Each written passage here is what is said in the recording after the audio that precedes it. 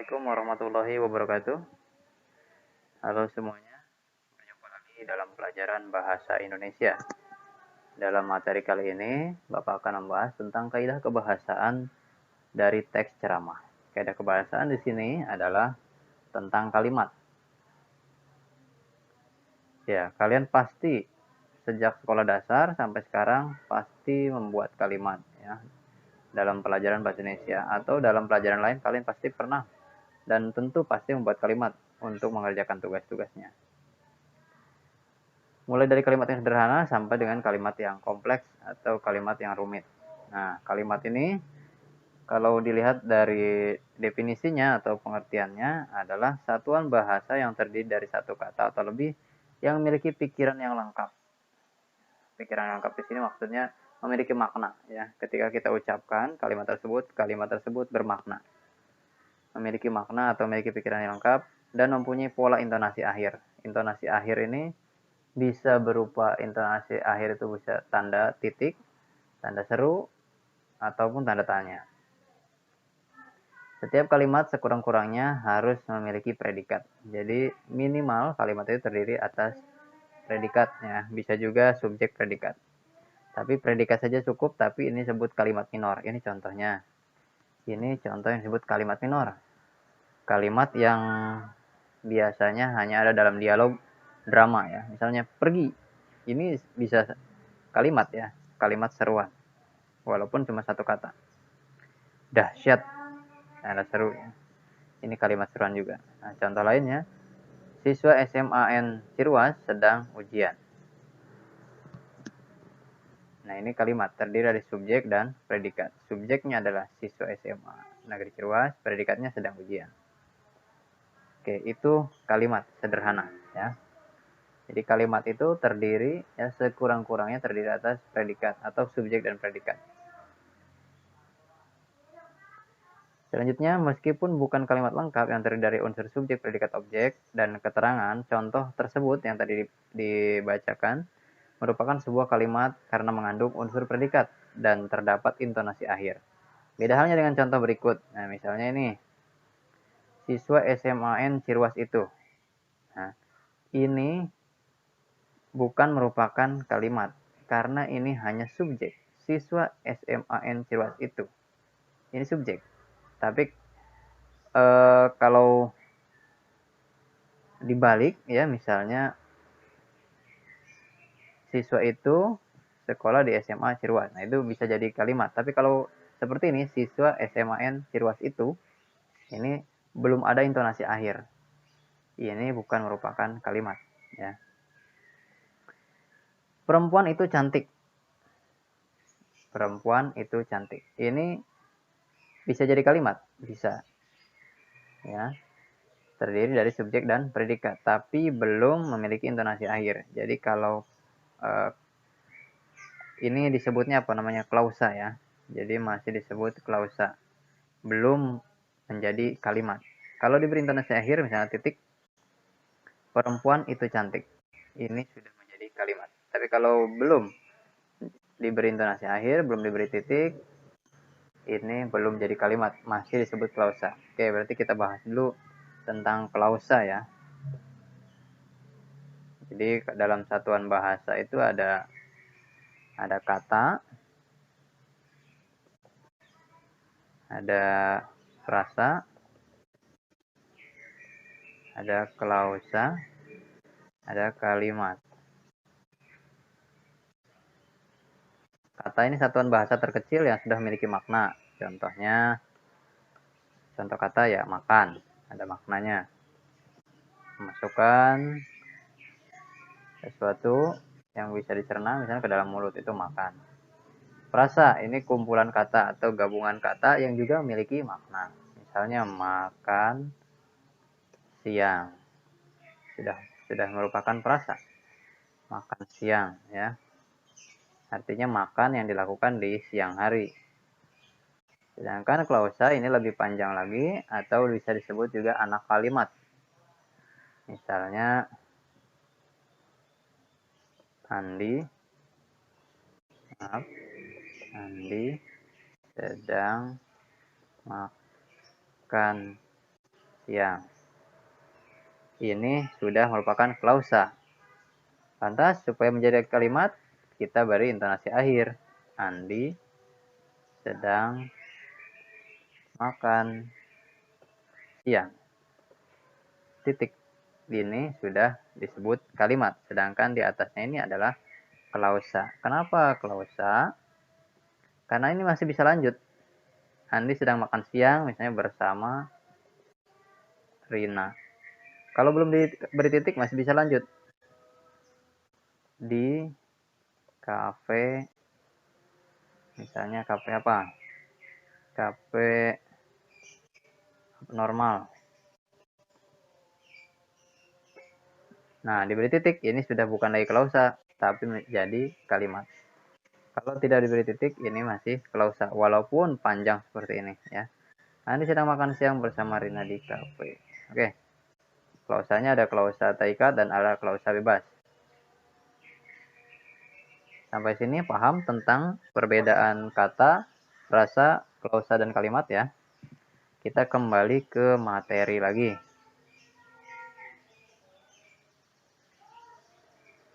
Oke. Kita kembali ke materi. Oke, kita lanjutkan. Kalimat itu ada kalimat tunggal, ada kalimat majemuk. Kita bahas dulu yang kalimat tunggal. Ini pengertiannya, kalimat tunggal atau kalimat sederhana adalah kalimat yang terdiri atas satu klausa dan setiap unsur kalimat, misalnya seperti subjek, predikat, dan objeknya merupakan satu kesatuan. Kalau misalnya bingung baca pengertiannya, kita langsung saja ke contohnya ya. Ingat, kalimat tunggal ini terdiri dari satu klausa. Tadi sudah bahas tentang klausa ya. Jadi klausa itu akan jadi kalimat jika diberi intonasi akhir. Nah ini, Rina akan pergi. Ini satu klausa.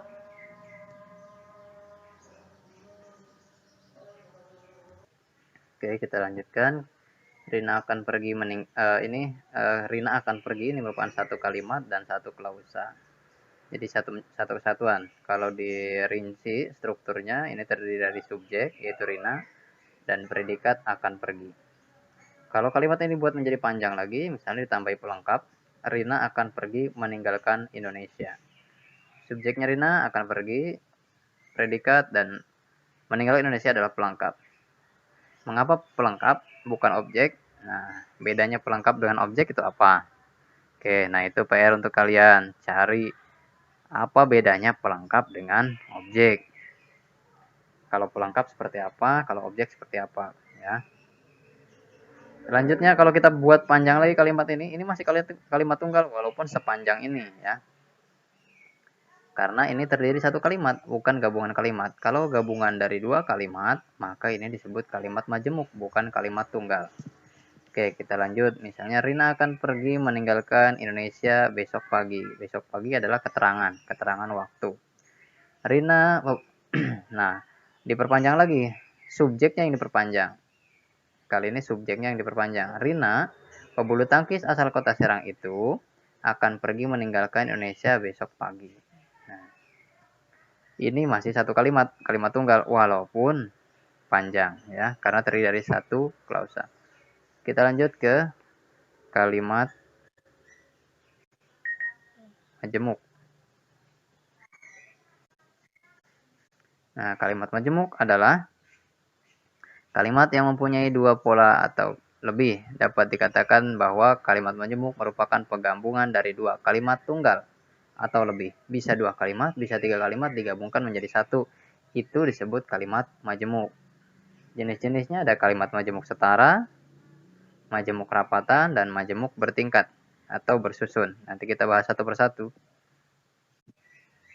KMS atau kalimat majemuk setara adalah kalimat yang terdiri dari gabungan beberapa kalimat tunggal. Dari tiap-tiap tersebut tidak hilang unsur-unsurnya. Jadi misalnya ada 3 kalimat, kita gabungkan menjadi satu. Kalimat 1, kalimat 2, kalimat 3 ini ya. Kalimat 1, kalimat 2, kalimat 3.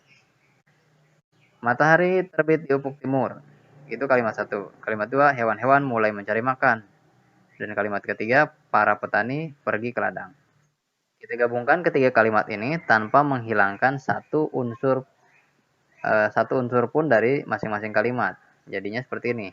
Matahari terbit di ufuk timur, hewan-hewan mulai mencari makan, dan para petani pergi ke ladang. Jadi menggunakan konjungsi dan.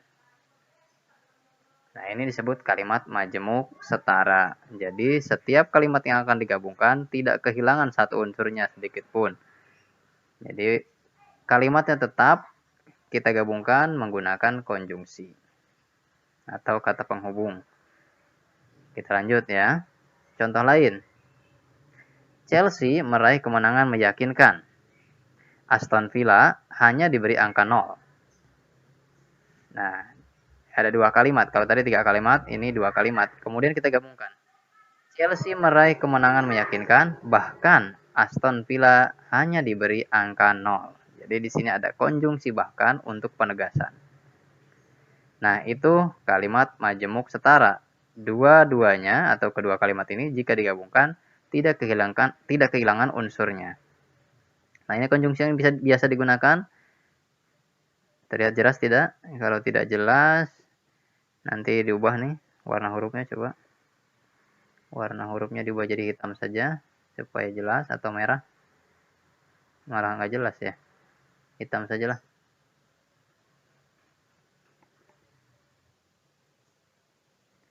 Nggak bisa diklik. Nah, loading. Oke, ini konjungsinya. Konjungsinya ini bersifat penggabungan, yaitu konjungsinya dan.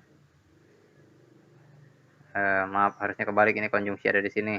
Ini maknanya ya di sini. Makna atau fungsinya.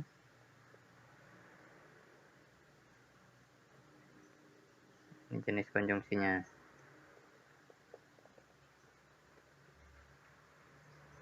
Konjungsi saja ya. Nah, fungsinya untuk penggabungan yaitu konjungsi dan, huruf kecil D-nya.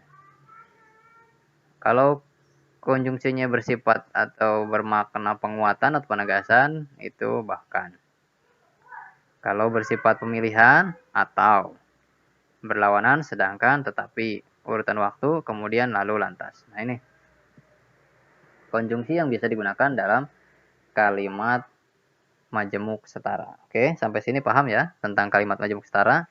Kita lanjutkan. Slide berikutnya tentang kalimat majemuk rapatan atau KMR.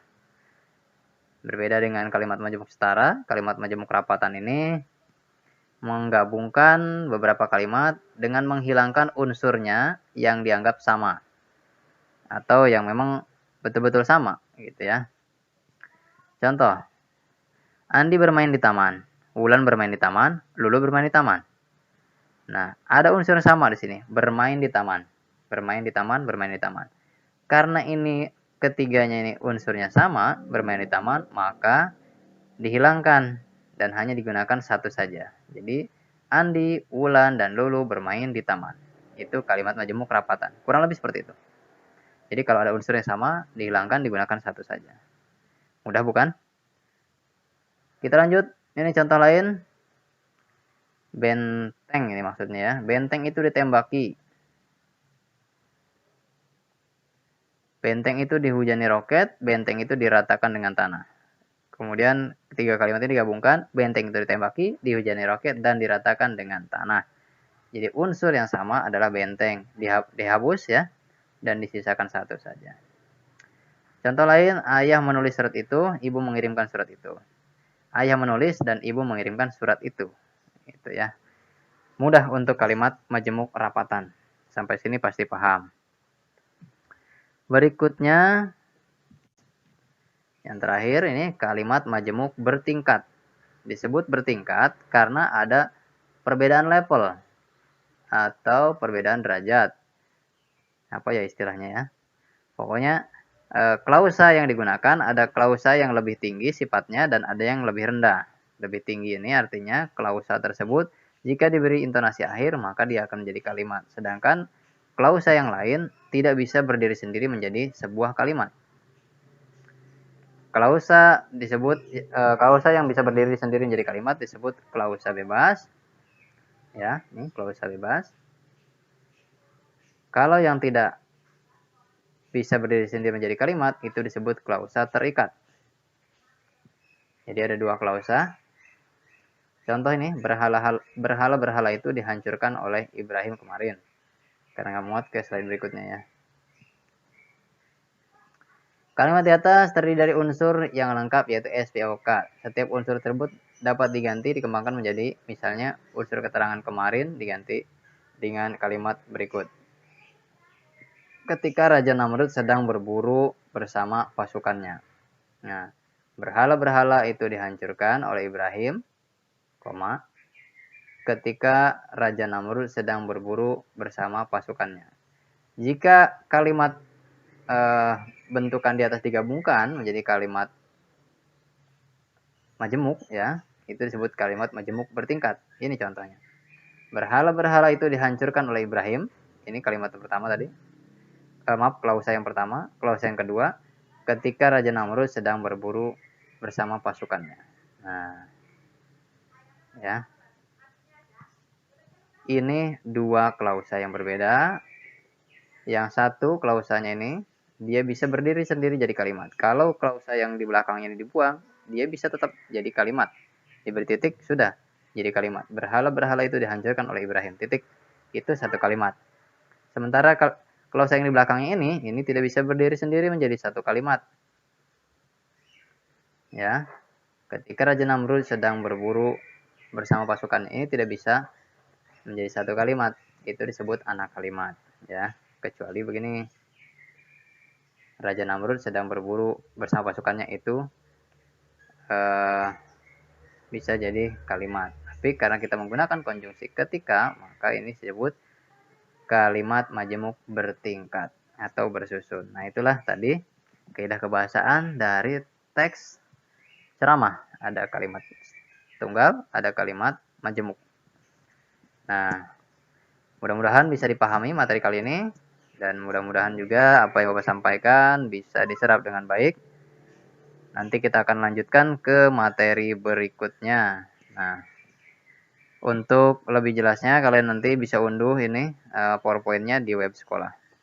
Terima kasih sudah menyaksikan video ini. Terima kasih juga untuk yang sudah subscribe, sudah like videonya. Assalamualaikum warahmatullahi wabarakatuh. Salam sejahtera untuk kita semua.